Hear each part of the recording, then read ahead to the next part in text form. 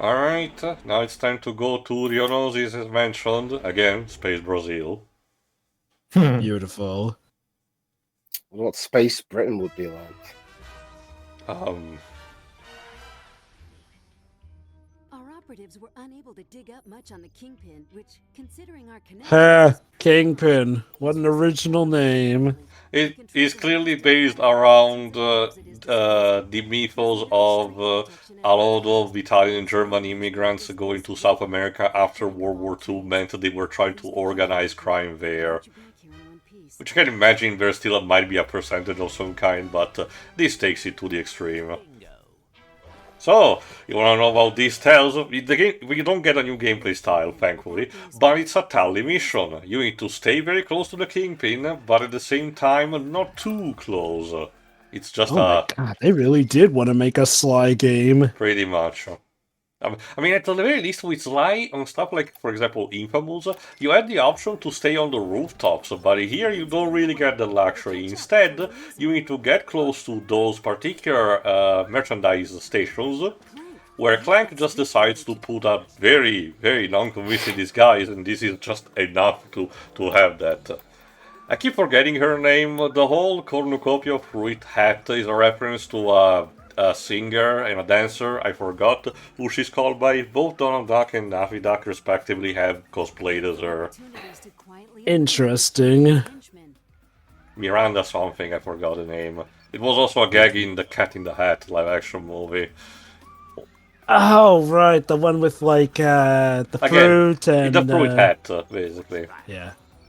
I didn't know she had an official character name. The main gimmick here is that you have to keep doing this, but soon enough the Kingpin will start having one by one his goons having patrolling the area, which is your chance to taking them down. And you can approach things in a different manner. The main gimmick is that you have to make sure that the Kingpin arrives at the end destination of the path without any of the goons left. So you still need to kill them, otherwise it counts as a game over.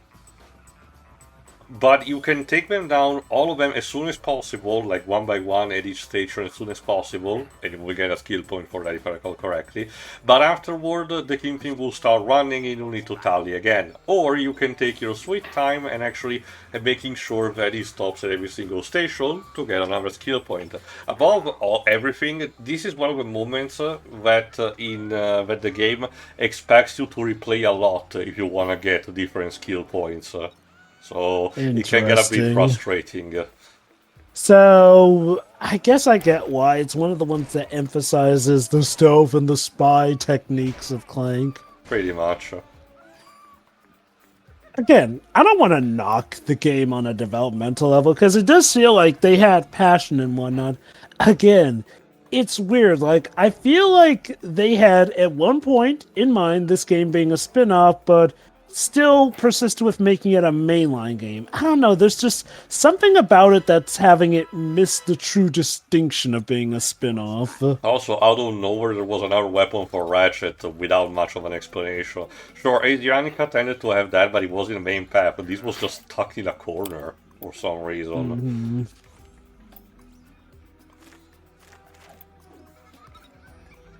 Also, there's a titanium bolt there. I forgot if I go get it or not.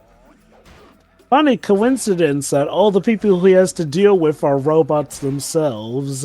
Yeah, I guess it, there are some organic enemies, like the Amiiboids from 1 in 3 Return, actually, believe it or not. But it's the vast majority of the enemies are robotic, yes. Which, I guess they... Again, it really makes it feel like they should have just gone with this being, an in-universe episode of Agent Clank from the get-go, which, yeah, kudos to whoever came up with that retcon, but again, for the intents of this release, this is meant to be played straight, and it's not a dream sequence, it's not being acted, this is actually real and happening. It's just so weird. It's like if all of a sudden Kingdom Hearts decided, oh, yeah, no. Actually, Xehanort's not the main bad guy. Actually, the true bad guy is Buck Cluck from Chicken Little, because Chicken Little is what's in at the time. I don't get why they would do it, but it just feels like such a spur-of-the-moment decision.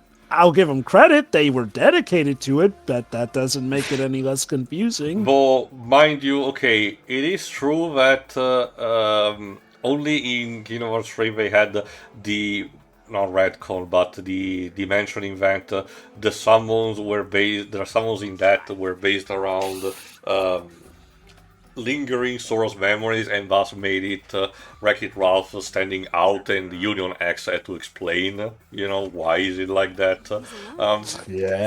But in 2 instead, they were just talismans given to you as, you know, lost spirits, basically. So, and the marketing meta-wise, they did mention specifically that the reason why Chicken Little is there is because they need to promote the movie in Japan.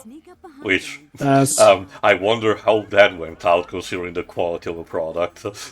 Speaking of mobile games, rip to Missing Link. Like, well, nobody was caring until the mentioning of a cancellation. So whatever. oh look! I'm only sad because of wasted time development and the lost Yoko Shimomura soundtrack. Someone in the development team clearly was very interested about birds. Don't you know, Tio? The bird is the word. I guess. And that's the contact that the Kingpin was trying to reach, his henchman, the Jack. Well, yeah. Ouch. However, they just run away. And... well, we prioritize running away, but the Jack dropped a weapon that you actually can use on your own. The Tangle of Incarnation. This lovely thing shoots out a plant, a carnivorous plant that literally eats the enemies. You know, you'd think that given that he clearly overpowers Clank, that the guy would have just pummeled him right there and then. They were trying to prioritize the escape, but basically now you gotta run and trying to ignore the enemies. There you go, that's what he does. What will science think of next? Well, I was promised flying cars, so... That might actually be a thing in real life soon. There's a patent and apparently Jova, an we can't experimental figure out model. actually making cars properly these days. What chance do we have? Oh no, not the famous Brazilian wine? Question mark. So when's the part when somebody tries to blow out the Olympic torch with a fire extinguisher? And there you go. Once they enter the station, that's your cue for reaching the next checkpoint. There you go. Where you basically need to tally them on top of the gondolas, as they're called. The Kingpin knows you're tailing him. He's sending his henchmen. And basically now this is basically endurance round where you need to deal with the ghouls on top. Also, no duh, he knows we're tailing him. He just had his henchmen knock us out. Well, he wasn't expecting... Okay, he knows that we're tailing him on top of the gondolas, Jova. That's what she meant. I remember that. I remember that Bond movie where Bond was tailing Blofeld, but then the Jaws came in and knocked him out, despite the fact that the two of them never even met. Blofeld and the Jaws, I mean.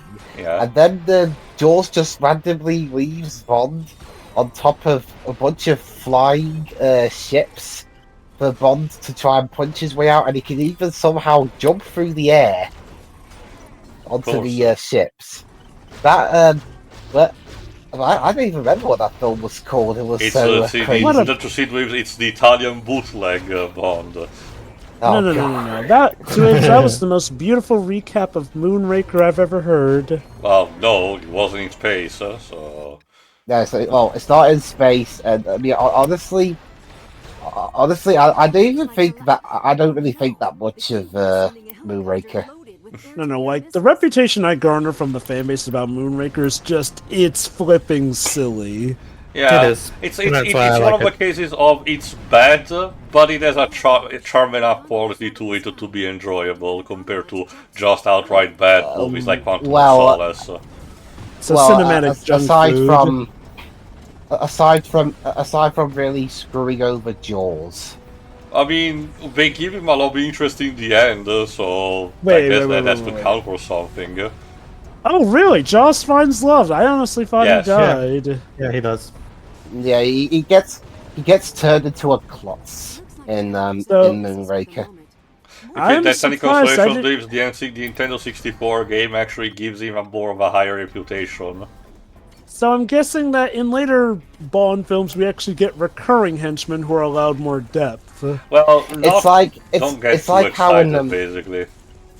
it's like how Blofeld went from conniving force behind Spectre to his brilliant idea of trapping someone is to dress up as an old lady.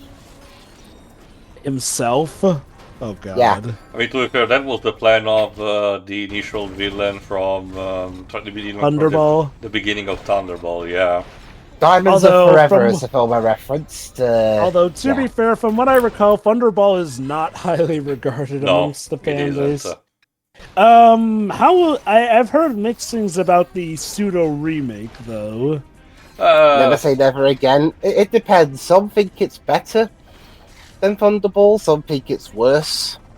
Mm-hmm. I've heard It- some people say that they actually did do it relatively cleverly, even working in the age of It has Sean Connery been- at that point. It has been a while since I've seen Never Say Never Again completely, so but perhaps when we get to our commentary, we'll take a look more into it. Although one thing I will say, the score for that movie, both music and theme tune, are pants. Was that the one that had Aha Which- do the theme for it? No, that was The Living Daylights. And hey, I will tolerate no slander. That theme was awesome, but I mean, it cannot be worse than Madonna for the last Pierce Brosnan movie. Die another Die Another Day. You know the But, sad thing? That was probably the most successful song on that album of hers, which was terrible. But in terms of the Never Say Never Again score, we could have had James Horner do the music, But, but Sean Connery said no. We gotta have Why? Michel Legrand, a man who made a score that just half the time doesn't fit with what's going on screen, and makes a crappy theme tune. So why did Okay, why did he wanted him instead? I don't know. I can- Okay. Was this before James Horner was big or something? Well, that was Never Say Never Again came out in '83.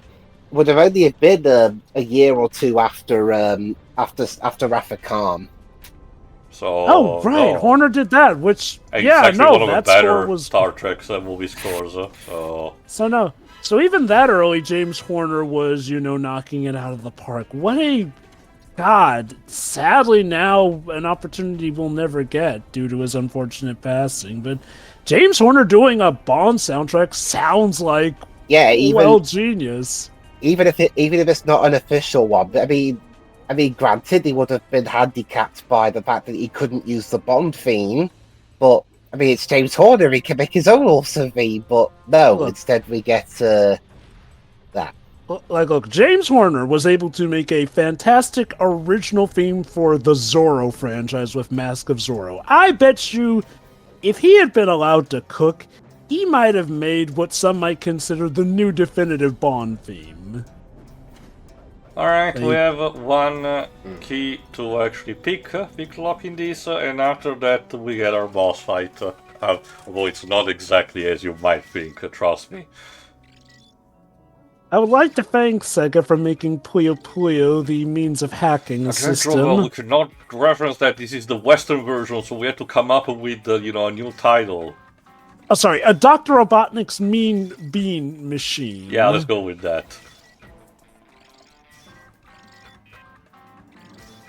There you go.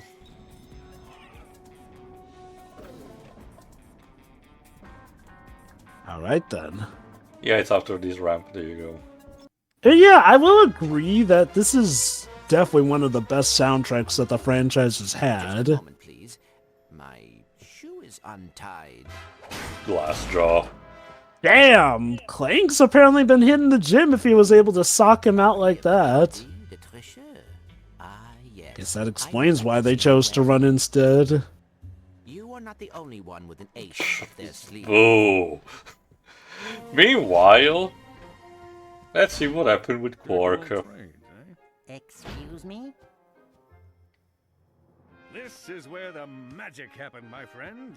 Magic? My epic battle with the Jack of all trades. Yes, that is an ace. Nothing. Shut up, Barney. Really starting to cramp my style, Barney.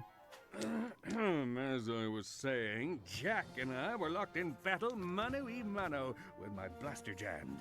Thinking quickly, I grabbed the suck-back 3000 from a nearby Oh janitor's no. So yeah, Qwark's Oh, bullshit dear. is to have a boss, being the excuse to have the proper boss fight with Jack of Hearts, which I'm fine. So I do find it so weird, though, that Clank was able to one-tap this guy, but Qwark is actually humble enough to suggest that he actually had to fight him. that's because he has to basically sell out the fact that he had this glorious battle and shit. And to give you an idea how much Qwark cannot construct even a fantasy scenario for saving his life, you get a skill. What the fuck? No laser eyes, please. Oh, God. You can have the odd job style razor hand circling around so he can hit himself with that, and you even get a skill point for it. So Beautiful. So this guy's basically a and fusion unfortunately, of the bane of my existence, they made an entire boss fight having to rely on the suck cannon type of weapon. Good God. Yay. I mean, it is tolerable enough, but my God, just give me a normal weapon, guys, or at least make me go CQC. You hear that, Crash Bandicoot 4 devs who thought it was a good idea to replace Dingledow's flamethrower with a vacuum cleaner?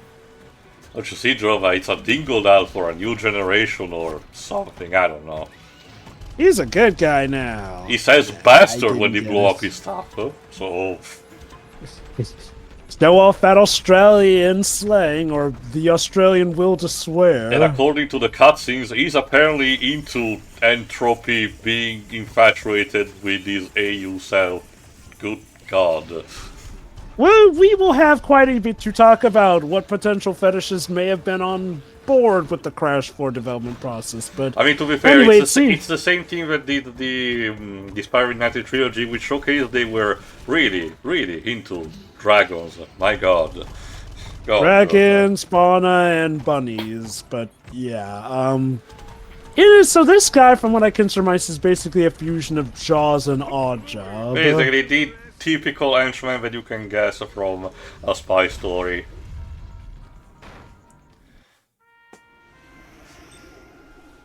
So, what you doing there, pal? I am sending the Uh-huh. first draft of these stories back to the publisher. Oh, I just love the book. Is the biz. publisher the trash I know what to bin? think of my amazing adventures. I will. I certainly will. That's not sinister at all. Oh, okay then. Well, let's see. He's only a robot in a story where all of our antagonists so far have been robots. I'm sure he will be on the up and up. We'll see what happens in moving on, but for the next part, Clank has to travel to the casino, the Paradis de Tricheux, and see what if the eye is actually secure there or not. See ya. All right. See ya. Yeah.